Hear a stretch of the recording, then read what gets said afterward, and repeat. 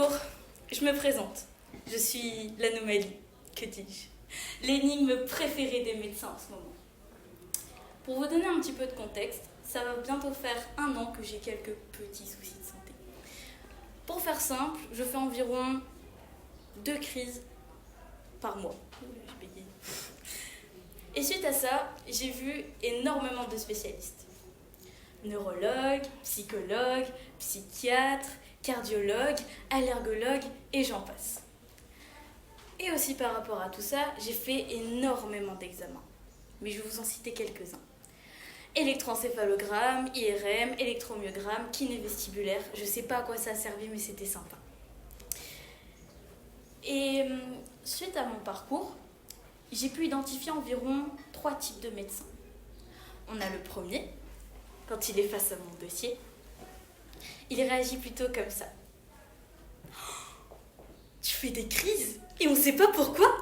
Tous tes examens sont normaux. Oh mais c'est génial ça. Je vais pouvoir m'amuser avec toi. Je vais faire tout ce que je veux avec toi. Je vais même t'hospitaliser. Ah tu veux pas? Bah je m'en fiche. C'est pour moi, c'est pas pour toi. Ensuite, le deuxième type de médecin. Quand eux ils apprennent mon histoire, qu'est-ce que je les déteste ceux-là. Leur réaction c'est plutôt ceux-là. Tu fais des crises. Tes examens sont normaux. Je vois. Non, mais t'inquiète, c'est rien, c'est l'adolescence.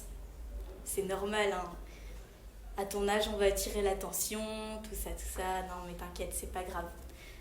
Bah écoute, rentre chez toi, trouve-toi un copain, et dans 2 semaines, peut-être que ça passera.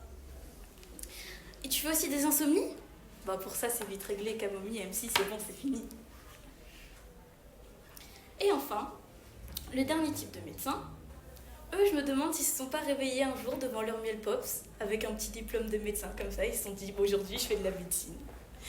Parce que eux, quand ils apprennent mon histoire, c'est plutôt ça. Des crises de convulsions. Ça doit pas être facile tous les jours, ça. Tes examens sont normaux en plus. Ton bilan psychologique aussi, il est normal. Ah, bah bonne chance. À quoi, moi, t'aider? Non. Tu vois là-bas, là, tu vois pas, il y a 2-3 grippes. Je vais aller donner quelques Doliprane, ça ira beaucoup mieux. Ah, je suis neurologue. C'est pas grave, t'inquiète, je me reconvertis quand tu veux. Bref, je prends la situation avec énormément d'ironie, donc forcément, je vous présente ces 3 types de médecins sous forme de caricature. Ça pourrait en faire rire certains. Le problème, c'est que c'est pas drôle du tout au quotidien. Quand vous avez 16 ans, que du jour au lendemain, des problèmes de santé vous tombent dessus comme ça, vous avez besoin d'aide. Vous n'avez pas besoin qu'on vous traite comme un cobaye. Vous n'avez pas besoin qu'on vous traite de menteuse. Et vous n'avez pas besoin qu'on ne vous considère pas. Au contraire. Suite à tout ça, on pourrait se demander comment je me sens. Bien, c'est simple. Je suis perdue.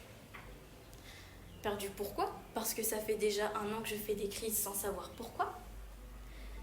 Et les médecins n'ont pas l'air d'être très coopératifs. Mais qu'est-ce que je fais, moi?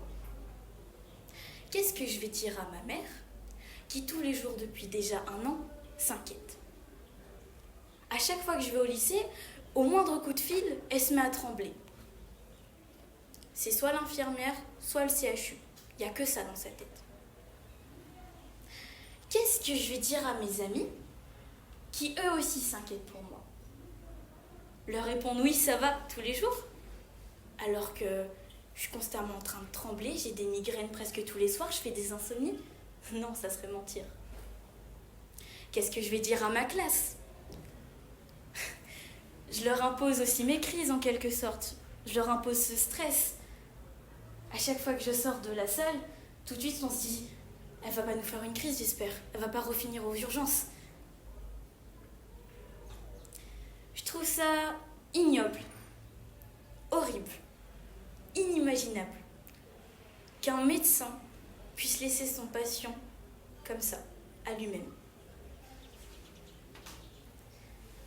Ça fait déjà 1 an que je fais des crises sans le savoir. Et il pense que je vais guérir toute seule. Au final, face à face à tous ces discours qui se contredisent, entre ce médecin qui me dit tu es épileptique, tu seras rangé ici, cet autre médecin qui me dit non, tu fais des crises non épileptiques, tu seras rangé ici, et encore ce dernier médecin qui me dit non, mais t'es qu'une menteuse. T'inquiète, ça passera. Qu'est-ce que je dois faire?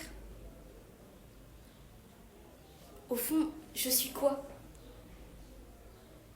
Épileptique? Menteuse? Je suis cette anomalie dans le système? Ce bug qu'on ne peut pas résoudre? Je sais pas. Alors si même ces soi-disant savants ne savent pas qui je suis, si ma mère est trop stressée, trop angoissée pour m'aider, si ma classe elle a déjà trop de contrôle, trop de révision à gérer, si moi j'ai trop de pensées dans la tête, alors qui pourra me dire qui je suis? Et comment je dois guérir? Si même toutes ces personnes ne le savent pas, est-ce que vous le saurez? Est-ce que vous saurez me dire qui je suis?